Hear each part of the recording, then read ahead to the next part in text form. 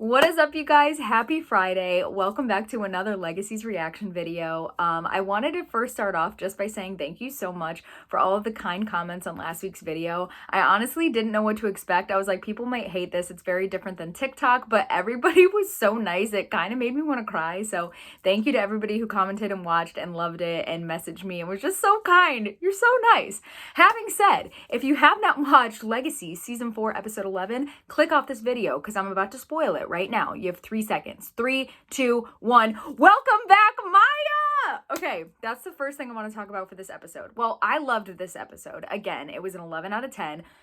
I don't know why Maya's back, but I'm so happy about it. And I hope it's not just like a one episode and done thing because I freaking love Maya and I think her character had so much potential and then she just like disappeared and then suddenly she was back and she's looking better than ever and I just love her and I'm like, Maya, you can come to the Salvatore school too. Like, I would not mind. Come on, Maya. You can be friends with Hope. Maybe you can be a little more than friends with Hope. Sorry, I'll stop because, you know, Hope needs to focus on herself. And I agree about that. But anyways, that's beside the point. The episode was amazing. Welcome back, Maya.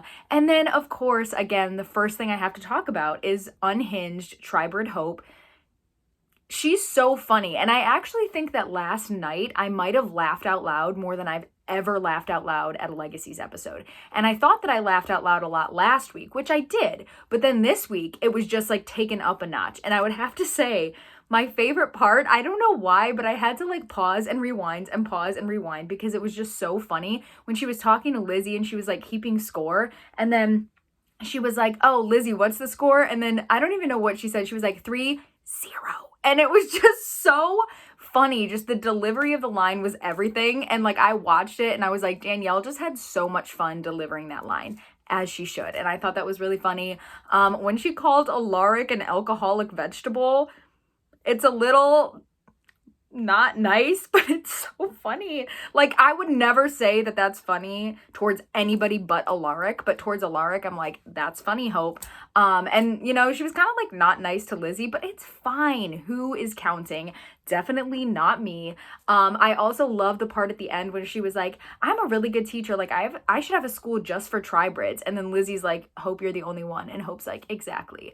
But I would have to say the most like deranged moment of last night, I guess, was probably when she like decapitated that dude. And then she was just like, I didn't know I could do that. Cool. I'm like, I can't defend her anymore, but I will with my life always. But I just thought that was really, really funny. So 10 out of 10 again for Tribrid Hope. And that's always like, she's so freaking funny. But I will say, it was like nice to see when she was talking to that little girl, even though she was faking and she was trying to like get the girl away from them. When she gave her the money, I saw like the old nice Hopi eyes and I was like, Hope, I miss you so much. Just come back for a little bit, but then go back to no humanity so you can be funny. But it's fine. I know we'll get her back someday, even if that day is not soon.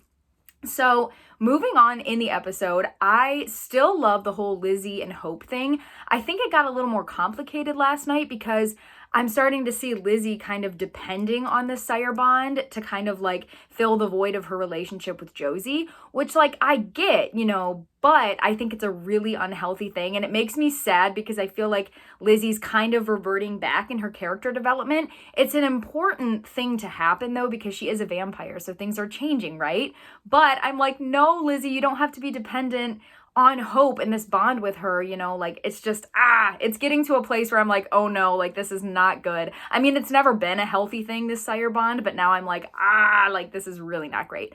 But I still love their dynamic together. And I will say, I think that Hope does still have a soft spot for Lizzie. And I think that we see that Hope's humanity is still in there, at least to me, because when Hope was talking to Lizzie and she was like, you know, your emotions are getting in the way and you're not useful for me, Hope could have easily made Lizzie turn off her humanity. Like that, I know she doesn't want to deal with no humanity Lizzie, but I don't think that's it. I think that there's something in Lizzie and Hope maybe subconsciously wants Lizzie to bring out Hope's humanity again, because Hope could easily be like, turn off your humanity, Lizzie, and she would do it. I mean, Damon did it to Elena. It's definitely possible.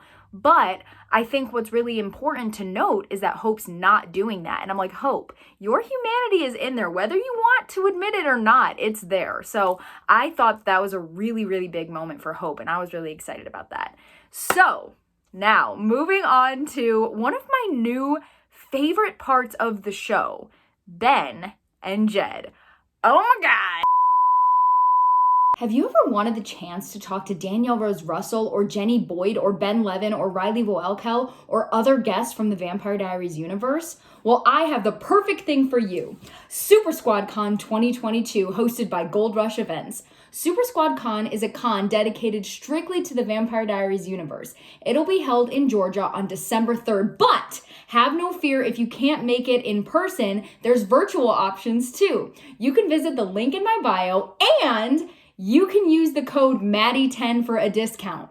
What are you waiting for? Go get your tickets for Super Squad Con 2022. We're going to all meet. We're going to be besties. We're going to have so much fun. And I promise that you'll love it just as much as Hope loves Axes, just as much as Landon loves Star Wars, just as much as Lizzie loves making fun of Landon. And that's a big one. We're going to have so much fun and I cannot wait to see you there. Go get your tickets now for Super Squad Con 2022. Now back to your regularly scheduled programming.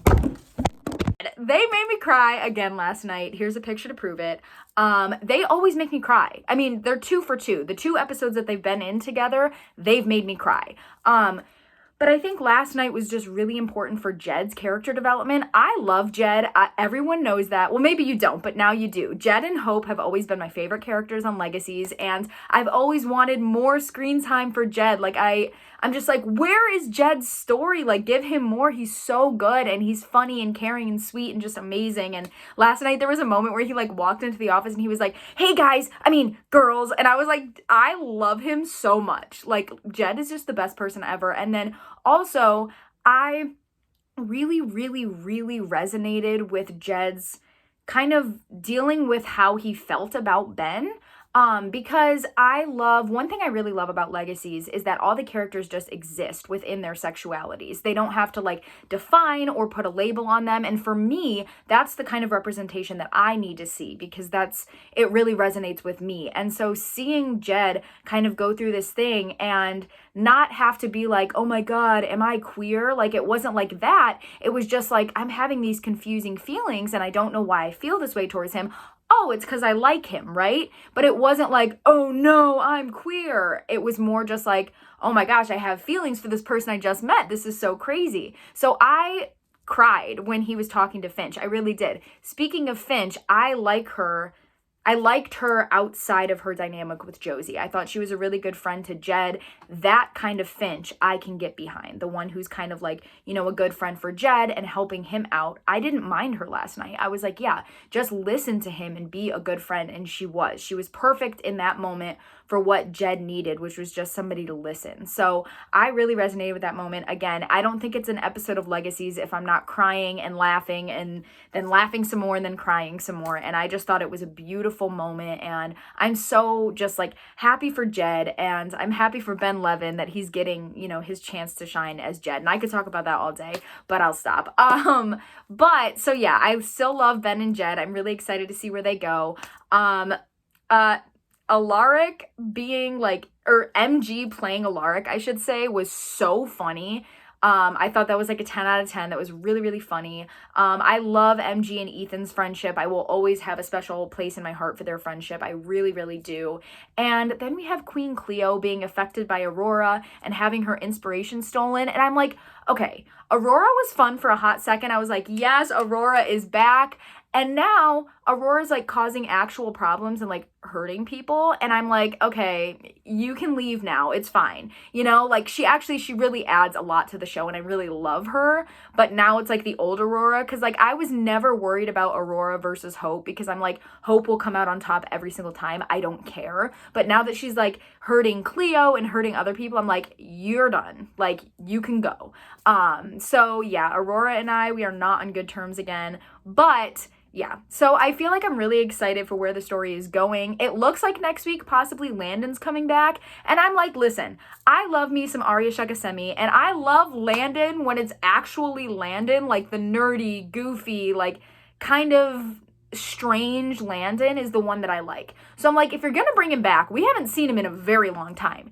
Bring him back for good. Make sure it's the real Landon. I'm done with the whole, is it Landon? Is it not Landon? Like, I'm done. Like, just bring him back, have him be a part of the show, and have him build a character outside of Hope. Like, Hope is building this character outside of Landon. Finch is building this character outside of Josie. Let's let Landon build a character, but also not focus the story on him, but just let him have a character that's outside of Hope. Let him have that supportive role that I think Landon really, really fits. So if Landon's coming back next week, I am all for it, but I need him back to stay, and we're going to be done with this whole back and forth kind of like mumbo jumbo. You know what I'm saying? I think that Landon could offer some really good insight with their whole God problem and stuff, because like, I feel like he'd be really into that. Like, I feel like he would know a lot and have a lot to offer to that problem. So I would really like to see Landon back. I really would. I also miss the friendship between Landon and Cleo. I would love to see that develop a little bit. So yeah, I'm excited for next week. Again, it was like an 11 out of 10 episode. I cried. I mean, pretty much the same as last week. I cried over Ben and Jed, and I laughed over Hope, and it was just amazing. So I'm really excited where everything's going.